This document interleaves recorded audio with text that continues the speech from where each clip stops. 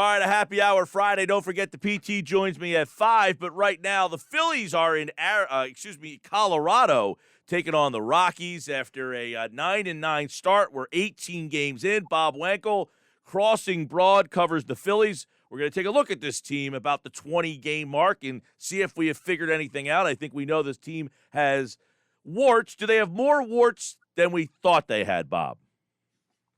I don't know. I think they have the amounts of warts that we thought they had. If you go back a couple of weeks ago, this is a very top-heavy roster. It's been a very top-heavy roster now for the last couple of seasons, and I really think that that's why you're seeing an inconsistent start on the heels of an inconsistent 2020 and an inconsistent 2019. This is a team that, when its best players are going well, can rip off a couple wins, but they're not good enough, at least not right now, and they haven't been recently or in recent years, to consistently put together a sustained winning streak. And I was, to be perfectly honest with you, very disappointed with what I saw against the Giants this week. I thought, in spite of the fact that San Francisco is 12-7, playing pretty good baseball out of the gates here, this was a series that the Phillies, could have piggybacked off taking 2 out of 3 against St. Louis to put together a couple wins and really get on a run here. And they were unable to do that against a bad San Francisco lineup and really a pitching staff that's been good so far, but pitching way, way above its heads.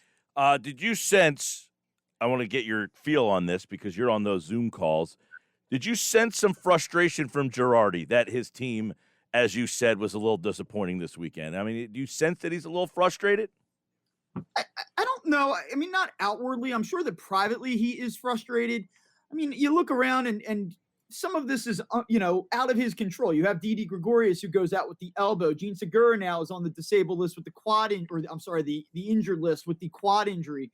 You have the situation in center field. I mean, there are just a lot of different variables. Factor in the COVID issues that the team's dealing with. There are a lot of different things going on right now that Joe Girardi 2 weeks ago wasn't ready to deal with. I mean, and such is the life of a major league manager, I guess. But yeah, I mean, I do think that there is a little bit of I would say that there's got to be a little bit of an annoyance with the fact that they weren't able to capitalize on Monday night. They were 0 for 9, I believe, with 11 runners left on base Monday night. They come back Tuesday night. They have a 6-3 lead, 6-4 lead late. Home runs given up by Connor Brogdon, although I did think that Joe Girardi himself played a big role in that. Just 2 games that were very, very winnable that they didn't get done in either one. And they were a Bryce Harper heroic effort and a 4-hit game away from Brad Miller on Wednesday from being swept by the Giants at home. So I'm concerned about where they're at right now, if I'm being honest with you. Well, on that, you mentioned Connor Brogdon, who's a guy that I like and I think is a guy they trust. He didn't have it that night, and you mentioned that maybe Girardi played a hand in kind of leaving him out there. But they lost 2 games in very 2020 fashion where they had leads and the bullpen kind of choked it away. Now, we both, I think, would think that the bullpen is better and it's not the same problem as it was last year. But losing in that fashion could rear its ugly head and kind of spread to the rest of this team, do you think? Yeah, I think it's possible. I mean, the bullpen has been a little bit shaky here over the last few games. There are a couple different things that you have to look at, though. Obviously, Archie Bradley's not here. Jose Alvarado's not here right now. But they were a little bit short in the bullpen on Tuesday night. And Connor Brogdon had his first bad outing in going back to late last season. I mean, he's been outstanding. And so I'm not going to be overly concerned about him having one bad game. But part of the reason why Joe Girardi was so strapped on Tuesday night was because he removes Chase Anderson after the 4th inning, down 2-0 on Monday night. And he requires the bullpen to go out and throw 5 innings for him. And so now he has a short card on Tuesday night, and which is why he had to hang in there with Brogdon even after he gives up the 3-run homer to Dickerson, keeps him in and gives up a second 3-run homer. I mean, that's a little bit on the manager as well. I'm not concerned when this bullpen's healthy and at full strength about its performance long term. I still think they have enough bullets in the chamber there that most nights they'll take care of business. But right now, playing a little bit shorthanded, they get, the manager didn't really do himself any favors this past week. Bob Wankel, Crossing Broad, our weekend look at the Phillies. They're getting ready for Colorado. You mentioned Brad Miller. He's starting to hit the ball a little bit, and they're going to need him a little bit more. Gene Segura is out. Didi may be back tonight. But Nick Mato's another guy who I think has really been impressive. I don't know What do you know about him? Is he a guy that the organization thinks highly of? Is he just one of those guys that we don't care if we burn one of his, trips to the major leagues? I mean, I think he looks very poised for a kid that no one's really ever heard of. So what do you know about him, and what do they think of him? He's a guy that probably would have been on the radar a little bit more had there been a minor league season a year ago. He did some really nice things in the lower levels of the minor leagues in 2019. Phillies organization, still a young player, but obviously loses last year.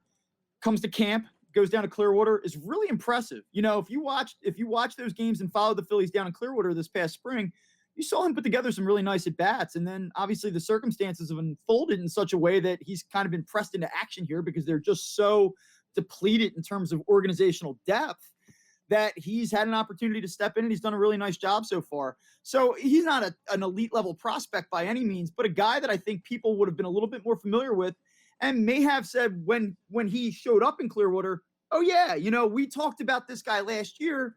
Maybe he could factor in. I think internally within the organization, they're not terribly surprised about him being, a factor and potentially, taking down some key at bats for them here. Yeah, and then Miller, obviously Segura's out. Is he going to be getting the regular playing time?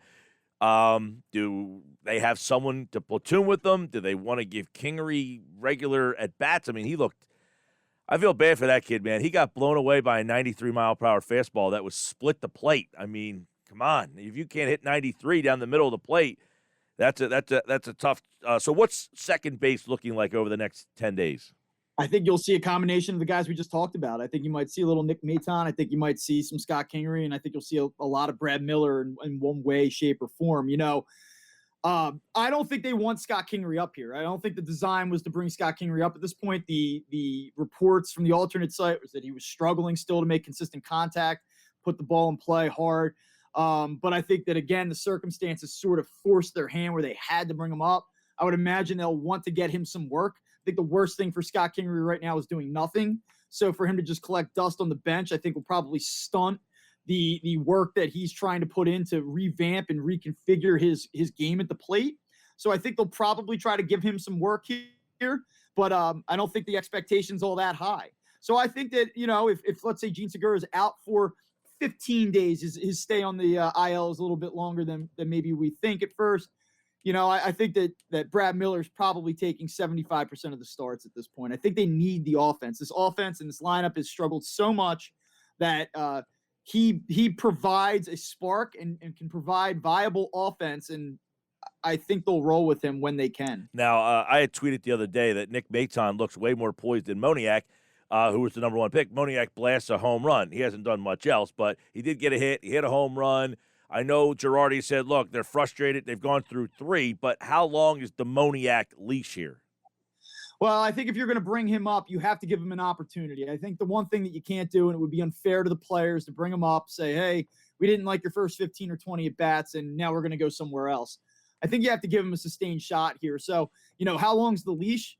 I would like to see him get 50 at bats at least, and even that's not that huge of a sample, but I would like to see him have 50 at bats to really kind of get his feet underneath of himself and see what he can do. Those first 10 at bats were really rough. He had a terrible night on Monday, a bad series against the Cardinals, but hey, he hits the home run now on Wednesday. Let's see if that gives him a little confidence and give him a run of 2 to 3 weeks and see what he can do with it. Ultimately, I'll ask you, just, baseball guy, your opinion. You cover the team, you see him play. Do you think Moniak is a everyday guy? I mean, he was the number one pick of the draft. There's expectations. He's 22, and people say, well, he's young.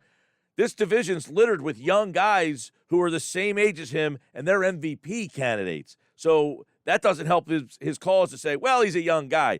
Is he an everyday player? No, I don't think so. I think he's a major league player.